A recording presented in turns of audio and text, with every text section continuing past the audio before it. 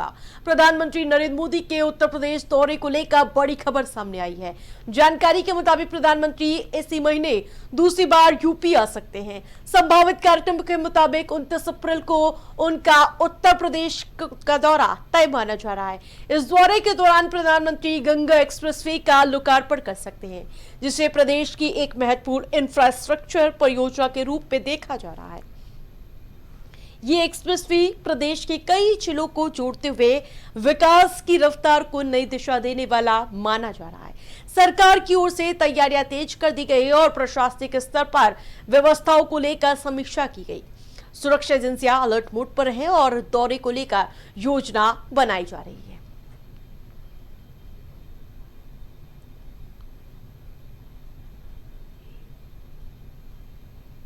तो आपको बताते चले, प्रधानमंत्री मोदी का ये दौरा महत्वपूर्ण माना जा रहा है। तो अपने संसदीय क्षेत्र वाराणसी में मुख्य प्रधानमंत्री नरेंद्र मोदी शामिल होंगे, जिसको लेकर प्रशासन संभावित दौरे को लेकर तैयारियों में जुटा हुआ नजर आ रहा है और विकास परियोजनाओं पर प्रधानमंत्री मोदी का खास फोकस है।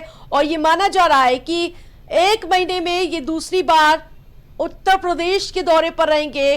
प्रधानमंत्री नरेंद्र मोदी से पहले सहारनपुर में दौरा किया गया तो और 27 के चुनाव के लिहाज से यह दौरा महत्वपूर्ण माना जा रहा है।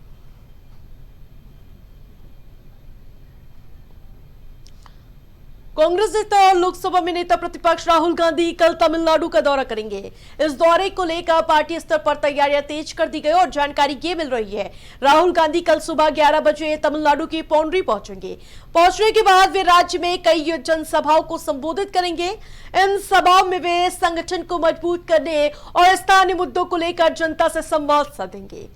पार्टी सूत्रों की माने तो ये दौरा राजनीतिक रूप से अहम माना गया है, क्योंकि आने वाले समय में राज्य में संगठन विस्तार और जनसंपर्क अभियान को गति देने की रणनीति पर काम किया जा रहा है। दौरे के दौरान राहुल गांधी कई क्षेत्रों के कार्यकर्ताओं और स्थानीय नेताओं से भी मुलाकात कर सकते हैं। तो बताते चले, कल 11 बजे पहुंचेंगे राहुल गांधी और इस दौरान तमाम कार्यक्रम शेड्यूल है, जिसको लेकर कार्यकर्ताओं में भी खासा उत्साह देखा जा रहा है और इस बार की लड़ाई कांटे की टक्कर के तौर पर देखी जा रही है। कई जनसभाएं होंगी, सीधे तौर पर निशाना साध सकते हैं प्रधानमंत्री मोदी के और उनकी सरकार पर। तो कई जनसभाएं शेड्यूल है, 11 बजे पहुंचेंगे, उसके बाद ताबड़तोड़ जनसभाएं करेंगे और सीधे तौर पर सरकार को घेरते हुए नजर आएंगे राहुल गांधी। बांदा में जेडीयू ने जहां स्मार्ट प्रीपेड बिजली मीटरों को लेकर जिलाधिकारी को ज्ञापन सौंपते हुए गंभीर आरोप लगाए।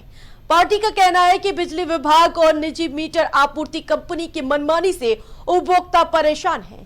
ज्ञापन में यह बताया गया है कि बिजली अधिनियम 2003 की धारा 47(5) के तहत उपभोक्ताओं को प्रीपेड या फिर पोस्टपेड मीटर चुनने का अधिकार है, पर बिना सहमति जबरन स्मार्ट मीटर लगाए जा रहे हैं। जेडीयू ने आरोप लगाया है कि कंपनी के कर्मचारियों उपभोक्ताओं को एफआईआर और जुर्माने की धमकी देकर डराते हैं। साथ ही प्रीपेड मीटर लगने के बाद तेजी से बैलेंस कटने और इसके अलावा टेक्निक खराबी और अचानक बिजली कटने की शिकायत बढ़ी है, जिससे खासकर गर्मी और परीक्षा के समय लोगों को दिक्कत हो रही है। पार्टी ने मांग की है कि संबंधित कंपनी का टेंडर रद्द कर कार्रवाई की जाए और असंतुष्ट उपभोक्ताओं को पोस्टपेड मीटर की सुविधा वापस दी जाए।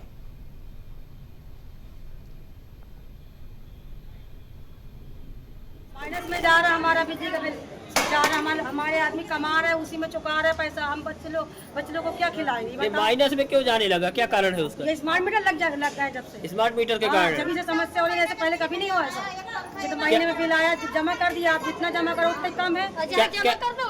क्या चाहते हैं आप?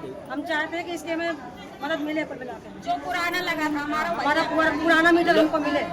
क्या मैं आपका? मेरा नाम पिंकी प्रजापति। आज किन मांगों को लेकर के आप लोग यहाँ पर आए हुए थे? आज हमारे जो स्मार्ट मीटर है दाखिले करती बिजली विभाग कर रहा है इतना ज़्यादा कि माइनस में सबके बैलेंस माइनस में जा रहे हैं। आज बिल भर के आ रहे हैं, कल माइनस में चला जा रहा है। 5 दिन में 1,000 रुपये कट रहा है। तो गरीब महिलाएं हैं, कुटला की महिलाएं आई हैं और कह रही हैं कि हमारा जो माइनस में बिल गया है उसकी जांच कराई जाए और हमारे स्मार्ट मीटर जो हैं वो बदले जाएं। जो हमारे पुराने थे वही हमारे पुराने स्मार्ट मीटर लगाए जाए। ये स्मार्ट मीटर हमको नहीं चाहिए। इन मीटरों की भी जाँच कराई जाए जिस कंपनी के मीटर। क्या आश्वासन मिला आप लोगों को? अभी तो कहे हैं कि जांच कराएंगे।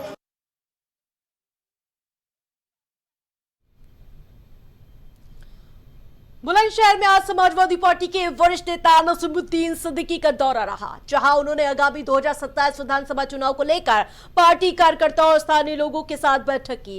इस दौरान उन्होंने संगठन को मजबूत करने और खासकर पीडीए समीकरण को और सशक्त बनाने पर जोर दिया। नसीमुद्दीन सिद्दीकी ने कहा, पार्टी जमीनी स्तर पर लोगों से संवाद कर रही है और उनकी समस्याओं को समझने का प्रयास किया जा रहा है। उन्होंने नारी शक्ति वंदन अधिनियम को लेकर भी सरकार को जबरदस्त घेरा। उन्होंने निशाना साधते हुए कहा, इसे जुमलाबाजी करार दिया गया है और कहा, जब तक ये कानूनी और यानी कि कानून पूरी तरह से लागू नहीं होगा तब तक इसे स्वीकार कतई नहीं किया जाएगा। उन्होंने ये भी कहा कि महिलाओं का सम्मान जरूरी है और समाजवादी पार्टी भी इसके पक्ष में है। इसके अलावा उन्होंने अन्य मुद्दों पर भी विपक्ष जहां लगातार सरकार की नीतियों की आलोचना कर रहे हैं। दौरे के दौरान सिद्दीकी ने पार्टी कार्यकर्ताओं के साथ रणनीतिक चर्चा कर चुनावी तैयारियों का जायजा लिया।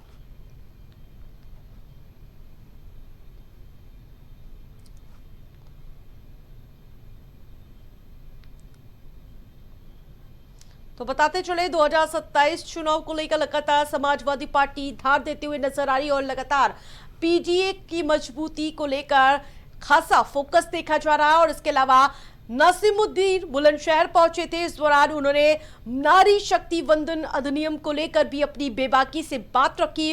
उन्होंने कहा, सिर्फ और सिर्फ ये राजनीतिकरण करने का प्रयास भारतीय जनता पार्टी की ओर से किया जा रहा है। तो ये बड़ी बात नसीमुद्दीन सिद्दीकी की ओर से कही गई। दिल्ली के नरेला औद्योगिक क्षेत्र में स्थित एक जूते चप्पल बनाने वाली फैक्ट्री में आग की जानकारी सामने आ रही है। तो भीषण आग लगी है और आग लगने के वक्त फैक्ट्री के अंदर कई मौजूद मजदूर थे, जिसमें मौके पर अफरा तफरी की स्थिति देखी गई। हालांकि राहत की बात यह है कि सभी मजदूरों को समय रहते सुरक्षित बाहर निकाल लिया गया और किसी के हताहत होने की जानकारी नहीं है। सूचना मिलते ही दमकल विभाग की 12 गाड़ियां मौके पर पहुंची और आग पर काबू पाने में जुटी। फिलहाल आग लगने के कारणों का पता नहीं लगा है और शुरुआती तौर पर शॉर्ट सर्किट की आशंका जताई जा रही है। प्रशासन और फायर ब्रिगेड की टीम स्थिति का जायजा लेने में जुटी हुई नजर आई और आसपास के इलाकों को खाली करा लिया गया है।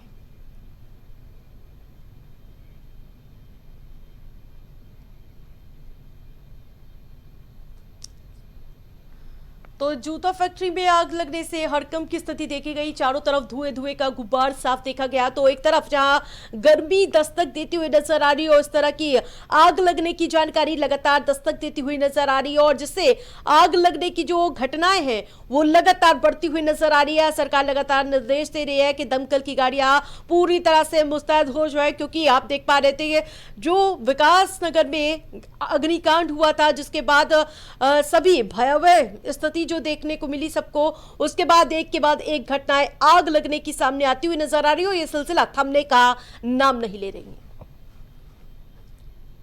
देवरिया में सुरक्षा व्यवस्था को लेकर पुलिस ने सघन चेकिंग अभियान शुरू किया है। नवागत एसपी अभिजीत आर शंकर खुद मैदान पर उतरकर हालात का जायजा ले रहे हैं और पैदल गश्त कर आम लोगों को सुरक्षा का भरोसा दिलाया गया। सदर कोतवाली क्षेत्र में पुलिस की सक्रियता बढ़ा दी गई है और संवेदनशील इलाकों में विशेष निगरानी रखी गई। पुलिस ने कई प्रमुख स्थानों पर सीसीटीवी कैमरे लगवाए और जिससे हर गतिविधि पर पैनी निगरानी रखी गई। और इसके अलावा रेलवे स्टेशन परिसर में पुलिस ने सुरक्षा का जायजा लिया, वहां मौजूद व्यवस्थाओं की समीक्षा की गई। अधिकारियों ने साफ तौर पर कहा कि किसी तरह की लापरवाही बर्दाश्त नहीं की जाएगी। ट्रैफिक व्यवस्था को दुरुस्त करने के साथ साथ सुरक्षा को लेकर भी खासा फोकस रखा गया। तो बताते चले, पुलिस का सघन अभियान चलाया गया और लोगों को जहां ये भरोसा दिलाया गया कि प्रशासन पूरी तरह से सुरक्षा व्यवस्था लागू करने के लिए मुस्तैद नजर आ रही। कानून व्यवस्था पर मजबूती करने पर खासा प्रशासन का फोकस नजर आया। तो चौराहे पर जाकर नवागत एसपी ने जहां पैदल गश्त किया और साथ ही सुरक्षा व्यवस्था का जायजा लिया।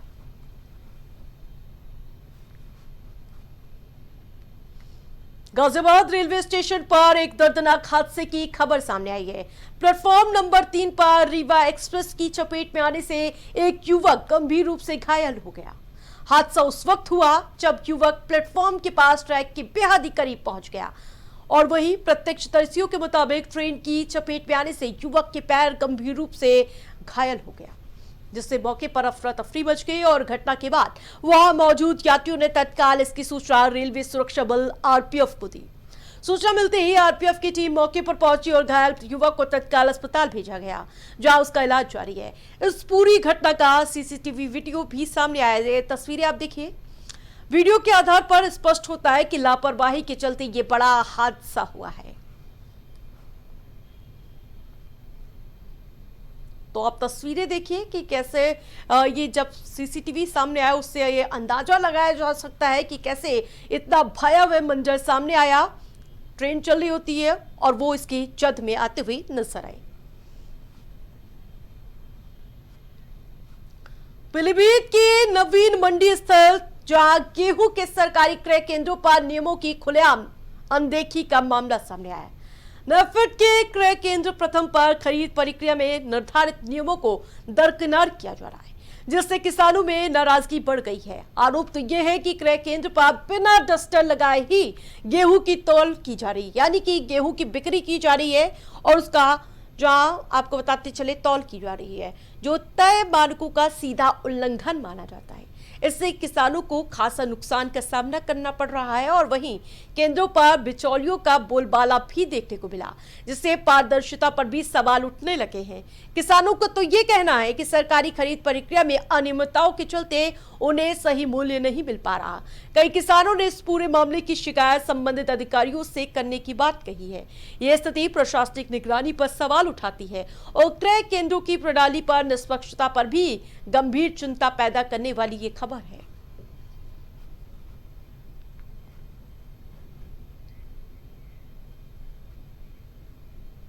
तो पीलीभीत के केंद्रों पर नियमों की अनदेखी देखने को मिली, जहां बिना डस्टर के गेहूं खरीद चल रही थी। किसान इससे खासा नाराज नजर आ रहे हैं और लगातार वो शिकायत कर रहे हैं, लेकिन उनकी शिकायतों को भी अनदेखी करने के लगातार आरोप लग रहे हैं। तो नेफेड केंद्र पर बिचौलियों का बोलबाला लगातार देखने को मिल रहा है और किसानों को इसका सही मूल्य इस कारण नहीं मिल पा रहा है।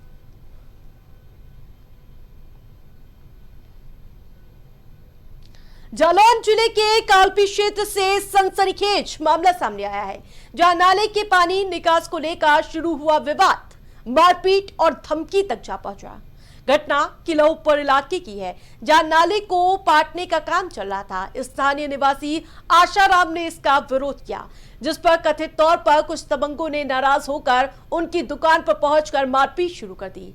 आरोप तो ये है कि जब बेटी ने इस घटना का विरोध किया तो दबंगों ने उसके साथ अभद्र भाषा का इस्तेमाल करना शुरू कर दिया और उसे डराने धमकाने की कोशिश की गई। वह इस घटना से परिवार में काफी आहत है, यानी कि लोग डरे सहमे हैं। पीड़ित अपनी बेटी के साथ पुलिस अधीक्षक कार्यालय पहुंचे, मामले की शिकायत दर्ज कराई गई। उन्होंने आरोपियों के खिलाफ सख्त कार्रवाई की मांग की है। पुलिस ने मामले को गंभीरता से लेते हुए जांच शुरू कर दी है और दोषियों का उचित कार्रवाई करने का आश्वासन दिया है। समझे? तो सुमनदाव बोले तुम्हारा बाप का नाला है क्या? हमने साहब उसका नाला नहीं है, बरसाती नाला है। 100 पुराना बरसाती नाला है। मना भी किया तो भी नहीं माने जी। तो उसके बाद एक नहीं हुई मेरी। हाँ जी, मैं सर बताओ क्या करें? लड़का तुम जब मर जाए क्या हैं? ये बताइएगा आप। मैं शिकायत करी, मैंने 2 बार शिकायत करी, रजिस्ट्री करी मैंने 1 बार। हाँ जी, हैं खींचने की करते हैं, गाली बकते हैं, समझे? तुम उठा ले जाएंगे, ज़्यादा करोगे तुम, ज़्यादा बदतमीजी करोगे, तुमको देख लेंगे और तुम्हारे घर को देख लेंगे और बिटिया मार डालेंगे। और मेरे पापा थे नहीं, दुकान पे थे, तो मेरे पापा आए तो 1 से 15-16 आदमी ने मारा कूटा। तो मेरे पापा जो बोले मेटल था नाला, जो मेरे द्वारे का नाला था पानी का निकास का। इसमें पानी का तब निकास तब बंद हो जाएगा तो हमारा पानी कहाँ से निकलेगा? ये बोलने के लिए मैंने मना किया तो बोलने लगे मैं पानी का निकास नहीं ज्यादा बोली तो तुम्हारा मकान गिरा दूंगा, वो कर दूंगा, दुनिया भर का बोलने लगी। कहीं भी जाते हैं तो वो पीछा लगते हैं, लड़के पीछा लगाते हैं। और मेरे दुकान के सामने एक धारा था, इसमें 20-16 आदमी बैठे रहते हैं। 1-1 बजे रात को दारू पीते हैं, खाते हैं, गंदे गंदे से इशारे करते हैं और बुरी बुरी हरकतें करते हैं, सारों से अपना फोन नंबर मांगते हैं, दुनिया भर की शिकायतें करते हैं। एसपी साहब के हाँ मिला है, सर बोल रहे हैं हम कार्रवाई करेंगे।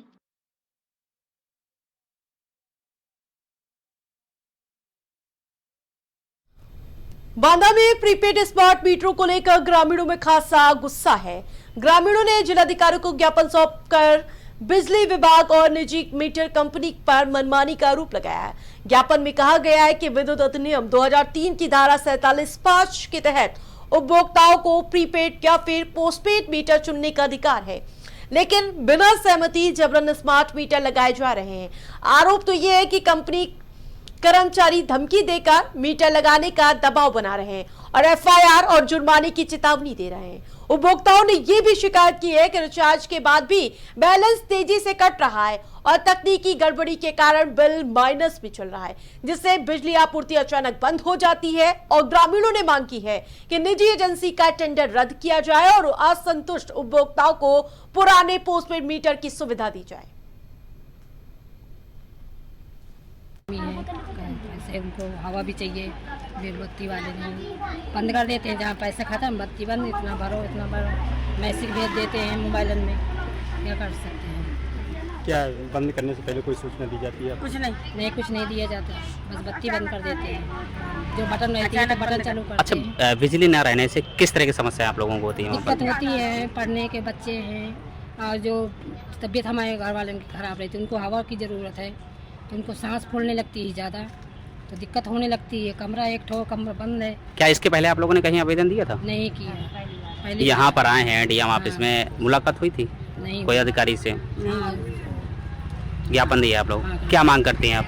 हम मांग करते हैं कि हमारा मीटर हटाया जाए, नया वाला जो पहले था वही लगाया जाए। अच्छा, क्यों काटा जाते हैं बिजली? ये लोग इसी तरह कर रहे हैं, काट दे रहे हैं बार बार। नया मीटर लगाओ, नया मीटर स्मार्ट मीटर लगाया गया है ना, इसके चक्कर से। कितने दिनों से लाइट कट जाती है? अभी अगले हफ्ते पैसे जमा किए हैं 3000 और इस महीने काट दिए तुरंत। कितने लोगों के और कटे हैं?